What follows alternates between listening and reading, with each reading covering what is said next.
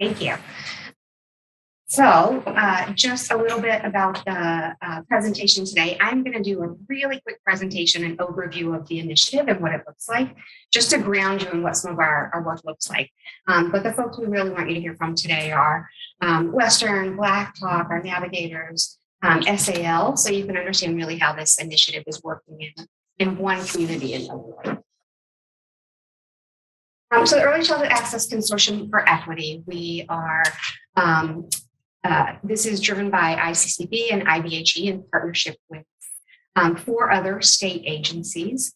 And one of the reasons for the work is to address some of the historical challenges that working adults in the early childhood workforce may have faced in accessing degrees and credentials. So we know in our state that we have some amazing colleges and universities doing great work. We have some outstanding state agencies.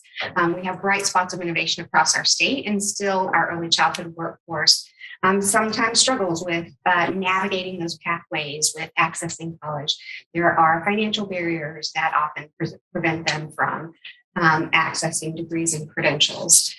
Sometimes they have bumpy and curvy pathways when they try to transfer from one institution or another, or they may not find the courses at the times, locations, and modality they need. These are, when I talk about our early childhood workforce, these are primarily women, many of whom are women of color working in childcare, preschool, Head Start, family childcare, typically working a full day, often have families at home, and so really need access to those courses when and where they need them. So this initiative is to address that. The initiative came about through the IBHE strategic planning process when a working design group put together this broad initiative to address some of the barriers to accessing higher ed. At that same time, or immediately after, the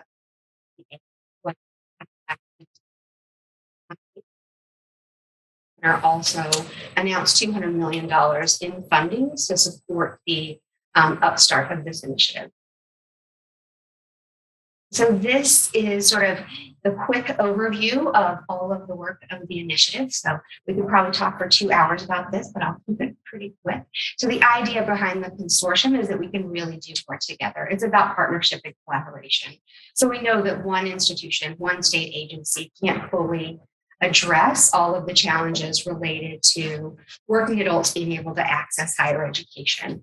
But together and collectively, we can do this. So one consortium comprised of 61 institutions. So all of our public four-year institutions, all of our community colleges with early childhood programs, and all of the private institutions in our state who are interested in participating. So 61 institutions thinking collectively and individually about how to design programs for working adults.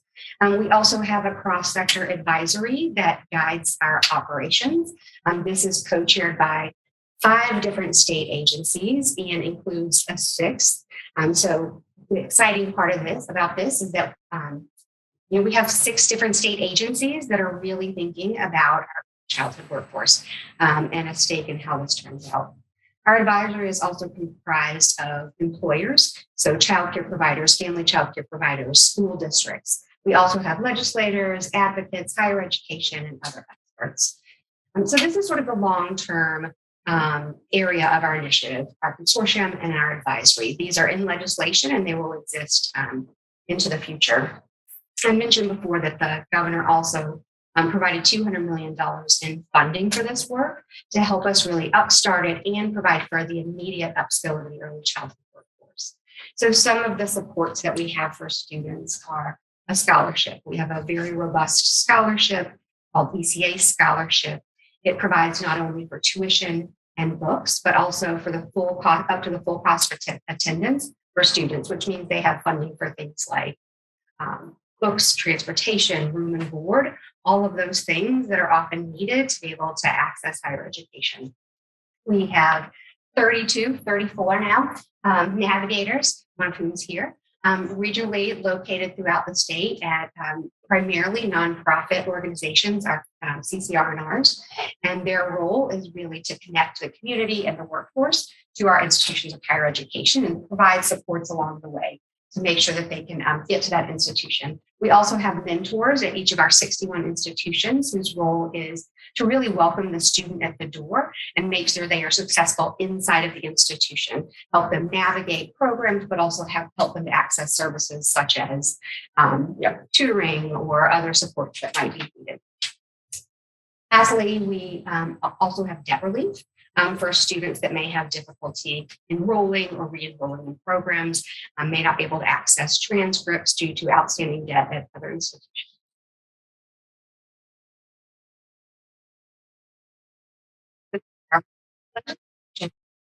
Focused on recognizing the competencies of the early childhood workforce before they enter higher education. So recognizing that many women in our field have been working for years and have knowledge, skills, and abilities that should be recognized.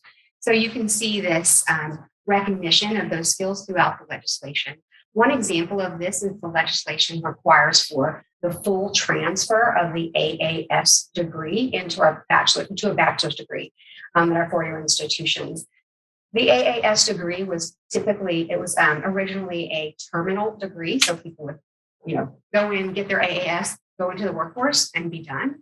But we know how important for young children to have educators with more education, and so they really need a pathway to be able to transfer into a bachelor's degree without course loss. And that's what this piece of the initiative is really about: is having that smooth pathway to the four-year institution. Another piece of this is providing higher education credit for what's known as the CDA, which is a workforce credential that requires no higher education. Our institutions are all providing 6 hours of credit for folks who enter with that training credential.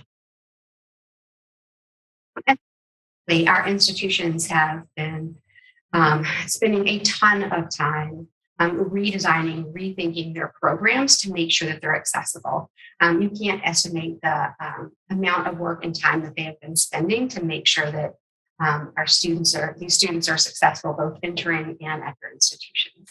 So they've been making sure that programs are accessible online, evenings, weekends. They are providing very intensive advising to make sure that students are successful, often very intrusive advising to make sure that they know where everybody is.